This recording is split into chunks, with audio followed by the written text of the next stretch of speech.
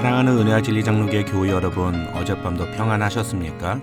오늘도 교회에서뿐만 아니라 이 세상 속에서도 예수 그리스도의 제자라는 선한 증거를 많이 보여주는 저와 여러분이 되시기를 주님의 이름으로 축원합니다.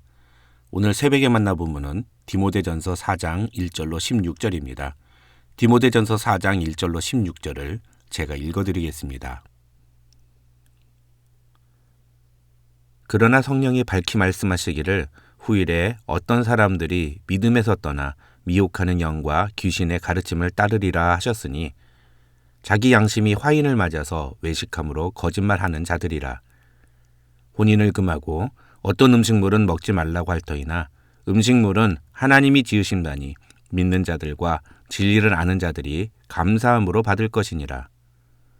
하나님께서 지으신 모든 것이 선함에 감사함으로 받으면 버릴 것이 없나니 하나님의 말씀과 기도로 거룩하여 짐이라.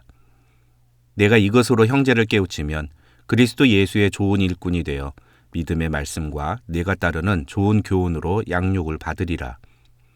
망령되고 허탄한 신화를 버리고 경건에 이르도록 내 자신을 연단하라. 육체의 연단은 약간의 유익이 있으나 경건은 범사에 유익하니 금생과 내생의 약속이 있느니라. 미쁘다 이 말이여, 모든 사람들이 받을만 하도다. 이를 위하여 우리가 수고하고 힘쓰는 것은 우리 소망을 살아계신 하나님께 두미니 곧 모든 사람, 특히 믿는 자들의 구주시라. 너는 이것들을 명하고 가르치라. 누구든지 내 연소함을 업신여기지 못하게 하고 오직 말과 행실과 사랑과 믿음과 정절에 있어서 믿는 자에게 본이 되어 내가 이를 때까지 읽는 것과 권하는 것과 가르치는 것에 전념하라. 네 속에 있는 은사 곧 장로의 회에서 안수 받을 때에 예언을 통하여 받은 것을 가볍게 여기지 말며 이 모든 일에 전심전력하여 너의 성숙함을 모든 사람에게 나타나게 하라. 내가 네 자신과 가르침을 살펴 이 일을 계속하라. 이것을 행함으로 네 자신과 네게 듣는 자를 구원하리라. 지난 3일간 우리가 살펴본 디모데전서 1장부터 3장에서 바울은 어린 목회자인 디모데에게 목회자가 교회를 위해서 해야 할 일들이 무엇인지, 다른 말로 목회 현장에서 목회자가 감당해야 할 일들이 무엇인지에 대해 이야기했습니다. 3장 14절로 16절에서 바울은 그것을 교회의 본질과 복음의 진리를 수호하는 것이라고 설명했습니다. 이제 오늘부터 우리가 살펴볼 디모데전서 4장부터 6장에서 바울은 이 직무를 감당함에 있어서 목회자가 가져야 할 자세가 무엇인지에 대해 이야기합니다. 그러니까 1장부터 3장에서는 목회자가 감당해야 할 직무에 대해서 이야기했다면 4장부터 6장에서는 그 직무를 감당하는 목회자의 자세에 대해서 이야기하고 있다고 볼 수 있습니다. 오늘 본문인 디모데전서 4장은 보통 배교자들에 관한 예언과 그들의 거짓 교훈에 대한 경계를 권면하는 1절에서 5절과 바울이 자신의 영적 아들인 디모데에게 목회자가 가져야 할 바른 자세에 대해 권면하는 6절에서 16절 이렇게 둘로 나눕니다. 그런데 6절을 보면 바울은 내가 이것으로 형제를 깨우치면 이라고 말하면서 앞에서 다룬 내용과 뒤에서 다룬 내용을 연결합니다. 다시 말하면 1절에서 5절은 분명 배교자들과 그들의 잘못된 가르침을 경계할 것에 대한 권면의 내용이지만 바울은 6절에서 디모데에게 이것, 즉 1절에서 5절에 얘기한 내용으로 형제, 즉 디모데가 섬기고 있는 에베소 교회 교인들을 잘 가르치고 양육하라고 권면하고 있다는 것입니다. 이 1절로 5절에서 바울이 이야기하는 내용이 무엇인지를 간략하게 말씀을 드리면 결국 복음의 진리에서 떠난 배교자들은 우리가 어떤 음식을 먹지 않거나 어떤 행동을 하지 말아야만 거룩하게 될 수 있다고 주장한다는 것입니다. 하지만 우리의 거룩은 하나님의 말씀을 지키며 기도함으로 하나님을 의지하는 것에 달려있지 우리가 무엇을 먹느냐 또는 무엇을 하지 않느냐에 달린 문제는 아니라는 것입니다. 쉽게 말하면 우리의 거룩은 하나님과 우리와의 관계에 달린 문제이지 우리의 행위에 의해 결정되는 것이 아니라는 것입니다. 중요한 것은 1절에서 바울이 이런 배교자들의 등장에 대해서 그러나 성령께서 밝히 말씀하시기를 후일에 어떤 사람들이 믿음에서 떠나 미혹하는 영과 귀신의 가르침을 따르리라 하셨으니 라고 말하고 있다는 것입니다. 여기서 바울은 그러나 라는 접속사를 사용함으로써 이 내용이 앞에서 언급한 내용과 연결됨을 암시합니다. 즉 3장 14절부터 16절에서 바울은 디모데에게 교회의 본질과 복음의 진리를 지키기 위해 노력하라고 권면했는데, 그럼에도 불구하고 성령께서는 배교자가 반드시 나타나게 될 것이라고 말씀하셨다는 것입니다. 목회자가 아무리 수고하고 노력해도 교회 안에서 미혹하는 영과 귀신의 가르침을 따라 복음의 진리를 버리고 주님 곁을 떠나는 자들은 나타날 수 있다는 것입니다. 이 1절의 말씀을 읽을 때 한 사람의 목회자로서 저는 다시 한번 사역에 대해 자신만만한 태도가 얼마나 어리석은 것인지를 생각해 보게 됩니다. 오늘 본문에서 바울이 말하는 것을 우리 교회의 상황으로 풀어서 설명하면, 제가 아무리 새벽에 만나를 열심히 준비하고 주일 설교 말씀을 준비해도 여러분 중에 어떤 분들은 자기 생각대로 잘못된 신앙생활을 계속하며 살아갈 수가 있다는 것입니다.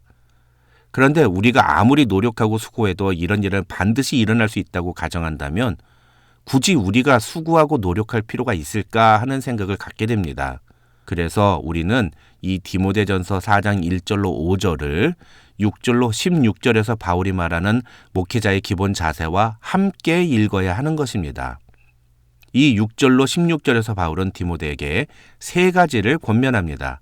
첫째는 배교자가 나타나 잘못된 주장으로 사람들을 유혹하는 일이 벌어진다 할지라도 낙심하거나 실망하지 말고 계속 다른 교인들을 하나님의 말씀으로 가르치고 양육하는 태도를 보여야 한다는 것입니다. 6절에서 바울은 디모데에게 네가 이것으로 형제를 깨우치면이라고 말합니다. 또 11절에서는 너는 이것들을 명하고 가르치라고 말합니다. 13절에서는 내가 이를 때까지 읽는 것과 권하는 것과 가르치는 것에 전념하라 하고 말합니다. 마지막으로 16절에서는 네가 네 자신과 가르침을 살펴 이 일을 계속하라 하고 말합니다. 그러니까 이 6절로 16절에서 바울은 디모데에게 하나님의 말씀으로 복음이 무엇인지를 성도들에게 가르치는 일을 게을리하지 말라고 4번이나 반복해서 이야기하고 있는 것입니다. 실망스러운 상황이 벌어질 수는 있지만 실망하지 말고 가르치는 직무를 계속해야 한다는 것입니다. 그러면서 6절에서 바울은 그렇게 가르치는 일에 전념하는 것이 그리스도 예수의 좋은 일꾼이라고 이야기합니다. 둘째로 바울은 디모데에게 경건에 이르도록 네 자신을 연단하라고 말합니다.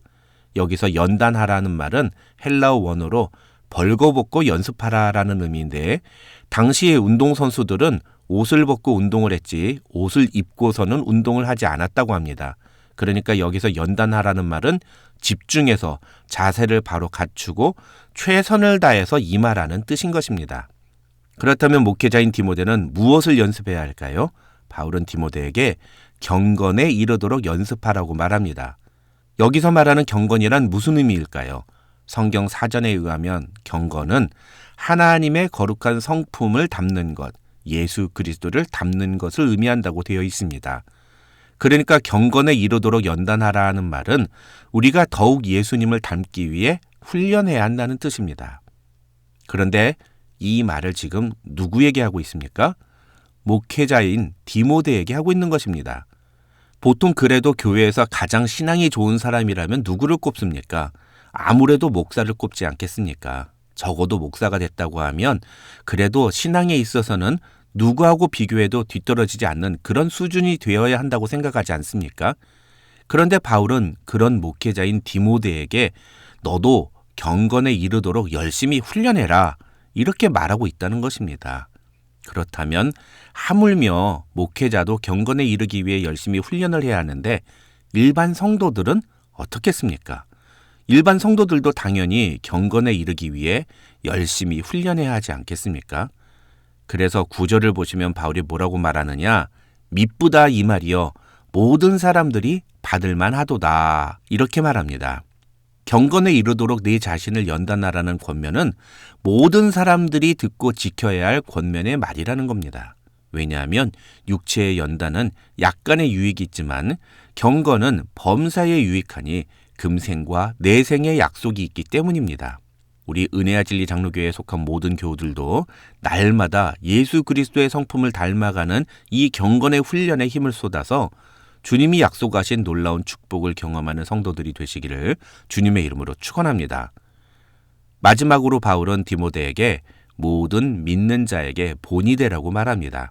12절을 보시면 누구든지 네 연소함을 업신여기지 못하게 하고 오직 말과 행실과 사랑과 믿음과 정절에 있어서 믿는 자에게 본이 되라고 말합니다. 또 14절과 15절에서는 네 속에 있는 은사 곧 장로의 회에서 안수받을 때에 예언을 통하여 받은 것을 가볍게 여기지 말며 이 모든 일에 전심전력하여 너의 성숙함을 모든 사람에게 나타나게 하라고 권면합니다. 다시 말하면 목회자가 아무리 나이가 어리더라도 일반 성도들이 업신여기지 못할 만한 영적인 권위와 성숙함을 가지고 있어야 한다는 것입니다. 그렇다면 그런 영적인 권위와 성숙함은 무엇을 통해 주어지느냐?